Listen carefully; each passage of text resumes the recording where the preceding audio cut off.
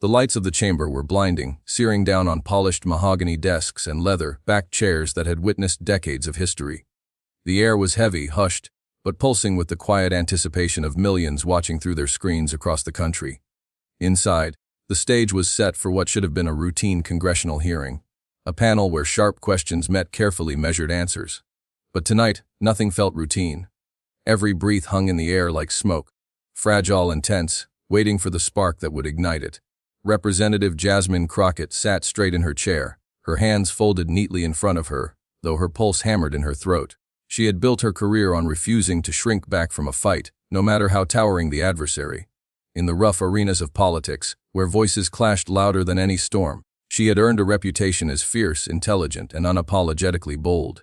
Yet even for her, this moment felt different. Tonight, she wasn't facing politicians across the aisle or pundits desperate for sound bites. She was facing two of the most powerful legal minds in the country, Supreme Court Justices Coney Barrett and Clarence. The chamber shifted uneasily as Barrett leaned forward, her calm voice cutting through the silence. "Representative Crockett," she began, her tone deceptively soft, like velvet stretched over steel. "You've argued passionately about fairness and accountability in our justice system. But let me ask you, are you truly prepared to confront what accountability demands when it reaches into your own political sphere?" The question lingered like a blade.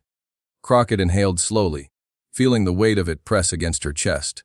For years, she had fought for justice, for the marginalized, for the voiceless, for those left shattered by a system that seemed designed to forget them. She had watched families torn apart by policies written in ink but lived out in blood. She had seen mothers plead for sons unjustly sentenced, and she had carried their pain into every speech, every bill, every sleepless night. But Barrett's words pierced at something deeper, the insinuation that she, too, might falter when the mirror turned back on her side. Before Crockett could answer, Clarence spoke, his voice low, steady, and heavy with the gravity of decades. "Congresswoman, passion is admirable. But passion without consistency." He shook his head, eyes fixed on her like a judge weighing invisible scales. "That is the kind of hypocrisy that destroys credibility. You call for reform, yet where are your solutions when your allies fall short?"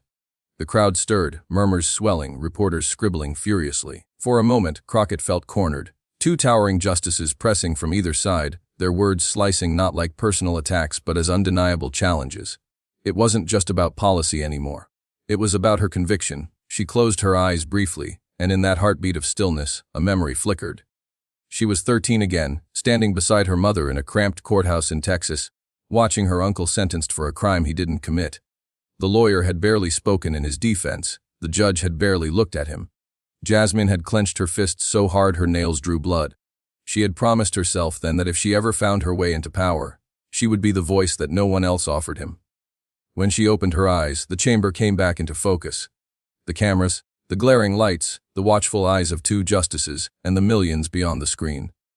"Justice Barrett," she said finally, her voice steady, her words carrying the weight of that memory.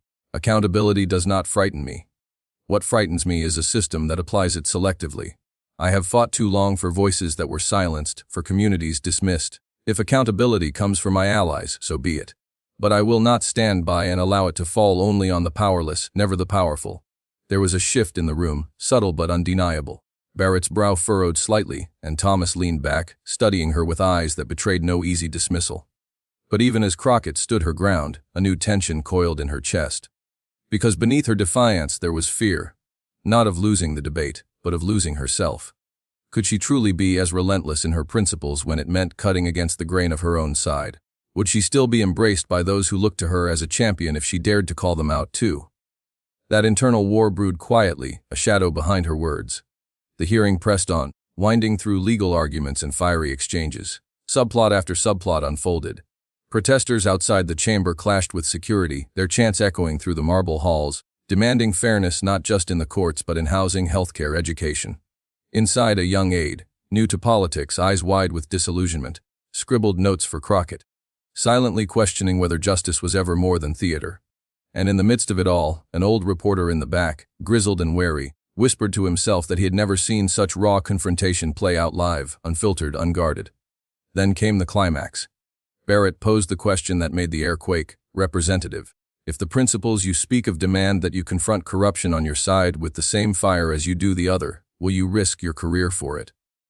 Will you risk the applause, the headlines, the support that keeps you standing here?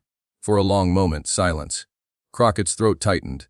She thought of her mother, her uncle, the faces of countless strangers who had written her letters about their struggles. She thought of the young aide at her side, hoping for proof that integrity wasn't a myth. And then she thought of herself, of the line she had promised never to cross, even when the temptation to protect her own became too strong.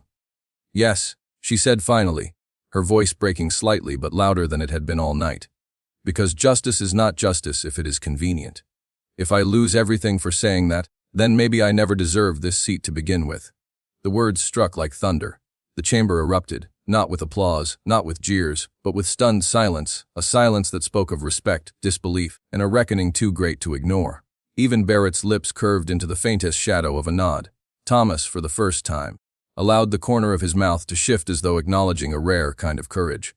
The moment would be replayed endlessly across networks, dissected in op-eds, celebrated by some, condemned by others. But for Jasmine Crockett, it was not about headlines. It was about the quiet, unshakable truth that when cornered, when pressed to the edge of principle, she had chosen to stand. Not for convenience, not for applause, but for the vow she made as a 13-year-old girl in a courthouse that smelled of sweat and despair. And in that choice lay the life lesson that justice, real justice, demands sacrifice. It demands courage when the cost is highest. And it demands voices willing to speak even when the echo might leave them standing alone. The lights dimmed. The hearing adjourned. But something greater lingered in the air. A reminder that truth, when spoken without fear, has the power to silence even the mightiest chamber.